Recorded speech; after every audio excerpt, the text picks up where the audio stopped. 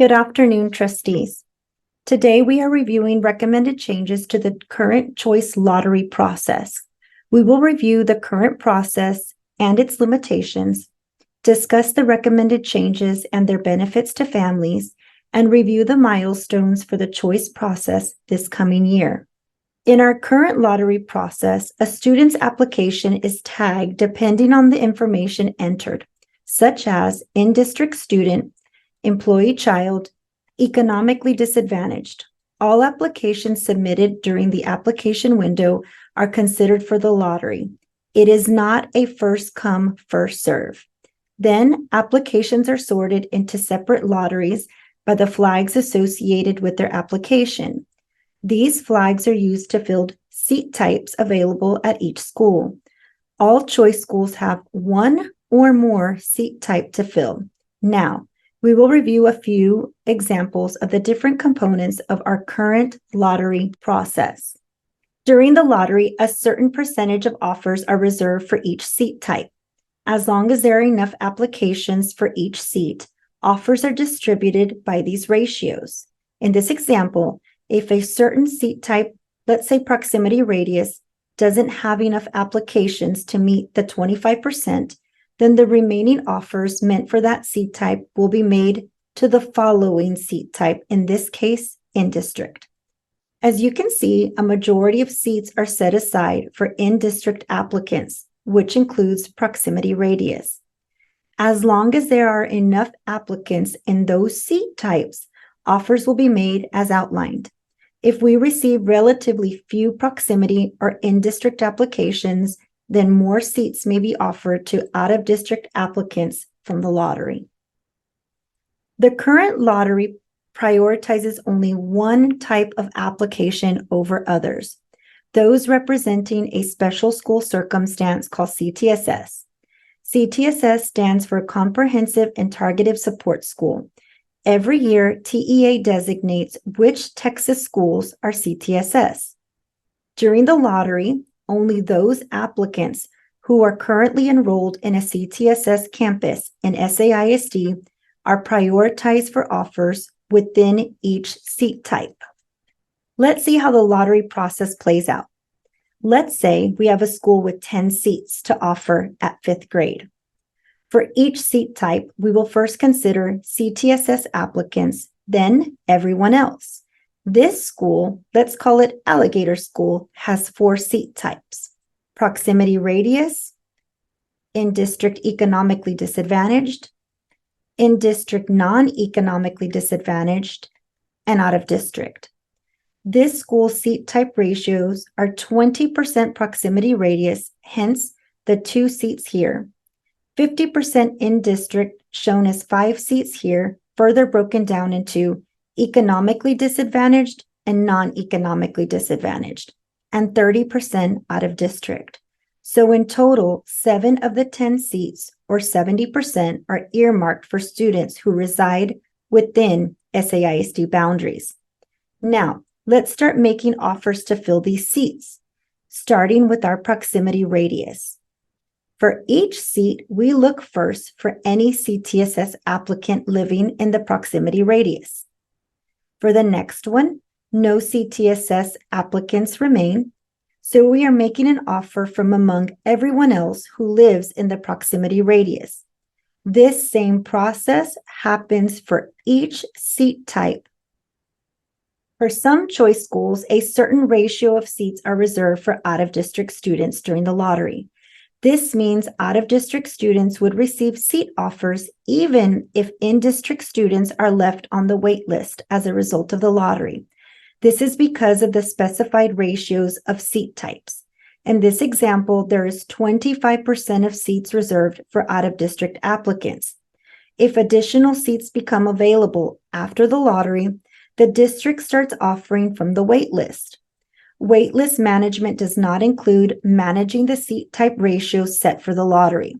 When a seat opens up at a school, the Office of Access and Enrollment offers it to the first applicant on the priority proximity area waitlist, then to the first applicant in the next bucket of seats, and so on. When filling seats from the wait list after the lottery, seats are not filled or reserved per bucket. When filling seats from the wait list after the lottery, seats are not filled or reserved per bucket or type of student. This is done because of the limitations of the current system, and as a result, some schools have an imbalance of out-of-district students. As you may remember, we are moving away from our current system called Schoolment to a new system called Avela. Avela will not only manage the choice application process in lottery, we will also have an interactive school finder and integrated registration experience. This move will certainly help improve the technical aspects of running the lottery and managing enrollment, and it will improve the family experience. The decision to move to this lottery system was made for several reasons: to align with best practice, unified enrollment processes, to reduce congestion in the enrollment process, and to give families access to the best possible offer sooner and to cut down on the wait list length. Our current process means some families have multiple offers while others are left on wait list. The rules governing the process are not easy to understand and are difficult to explain. Student types the district believes should get priority do not always receive priority when offering seats, and the Office of Access and Enrollment manually manages many aspects of the process, making it very inefficient. Now let's take a look at the summary of proposed changes. The Avela system, following national best practice, will implement a single best offer lottery that matches each applicant to their highest ranked possible choice, where they are eligible and where there is space. The system simultaneously takes into account the number of open seats, priority groups to which an applicant qualifies, such as siblings, and the applicant's school rankings. The single best offer matching process is designed specifically to try to match every child with their highest possible ranked school. This means the system will always try to offer the student's first choice, highest ranked school. If this is not possible, it will then try to offer the second choice. If the second choice is offered, the student will remain on the wait list for their first choice school. If the third choice school is offered, they will remain on the wait list for the other two. Please take a moment to watch the video linked in this slide and in your materials. It is an example from New Orleans, which explains a similar system. We will be making a similar video for our parents, families, and school communities. We recommend watching the whole video, or for the key explanation of the lottery process, skip to minute 320 through 717. And where families can list up to 8 schools on their application. We'll look at 3 schools, each with 5 open seats in the first grade.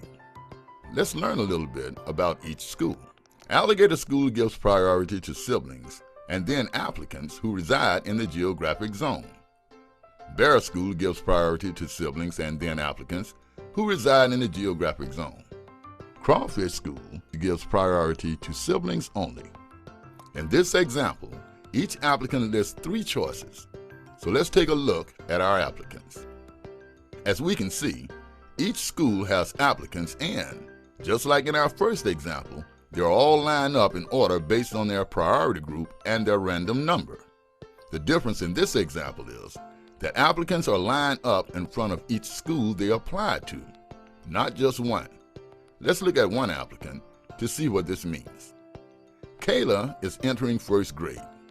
She has a sibling who attends Alligator School and lives in the geographic zone of Bear School. She was assigned a random lottery number of 16.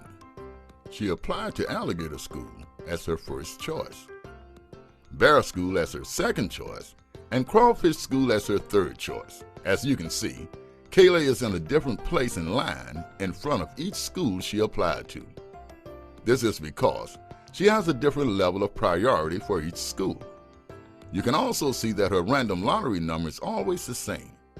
Once assigned, the random lottery number does not change.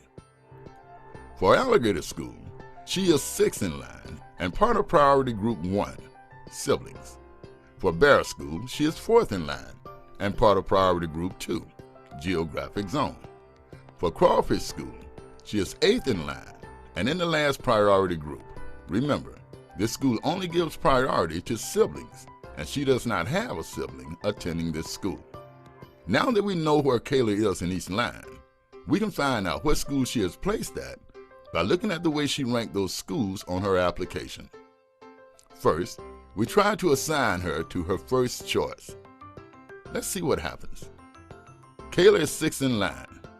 Alligator School has 5 available seats.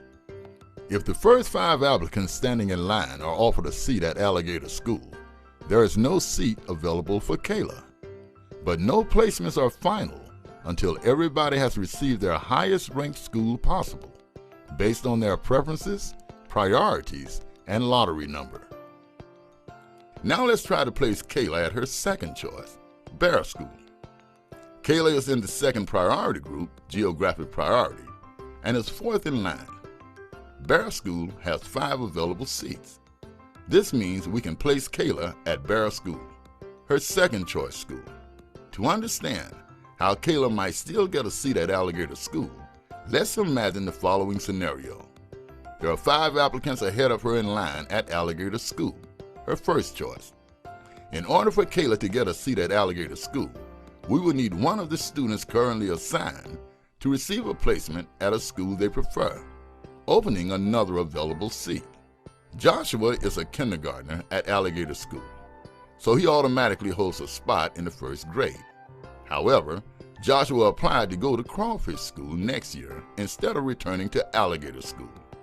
Because Joshua receives a placement at Crawfish School, he comes out of the line for Alligator School. Since Joshua is no longer holding a seat at Alligator School, Kayla can be assigned to her first choice school. Kayla no longer holds a seat at Bear School. We are updating the rules that govern the lottery process to ensure priority is given to students enrolled in a school closing due to right sizing, our in-district students, and our economically disadvantaged students. We are updating the rules that govern the lottery process to ensure priority is given to students enrolled in a closing school due to right sizing, our in-district students, and our economically disadvantaged students. As we just reviewed, our current process may leave some students on the wait list unnecessarily.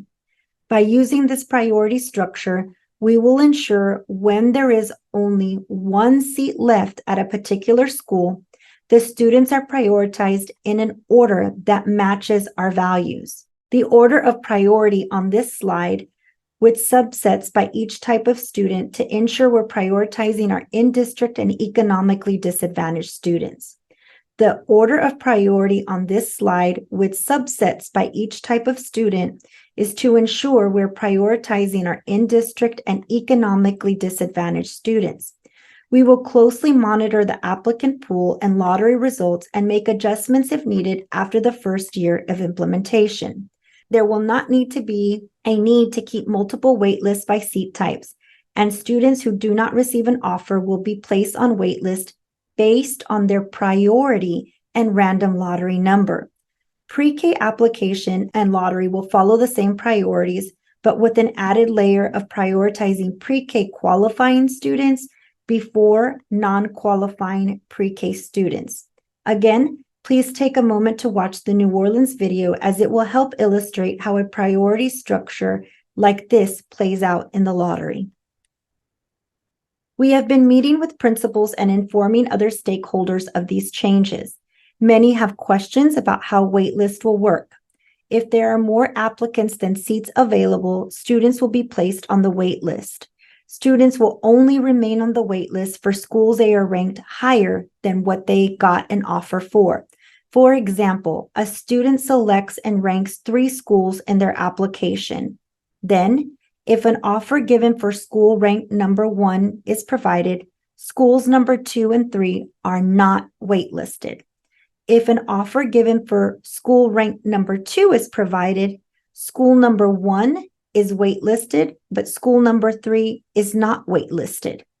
If an offer given for school ranked number 3 is provided, schools number 1 and 2 are both waitlisted. If no offer is given, schools ranked 1, 2, and 3 are all waitlisted. In summary, our priority is for our families, and we will be serving them better through these changes. We will be more clear with our lottery process. Students who should get priority will get priority, and more students will be matched to their preferred schools. And as we've been discussing, families will have a seamless, easy to navigate experience. We are already communicating these changes to ensure understanding with plenty of time leading up to the application opening December 1. The Office of Vaccine Enrollment is presenting this to principals and different committees to inform stakeholders. Campuses are receiving direct training in November with our office and Avela in person. Stay tuned for more resources to come, a video similar to New Orleans, an updated choice website, and much more. We are excited about the launch of this new system and the rollout of much needed procedural changes. If you have any questions, please feel free to reach me at efernandez1@saisd.net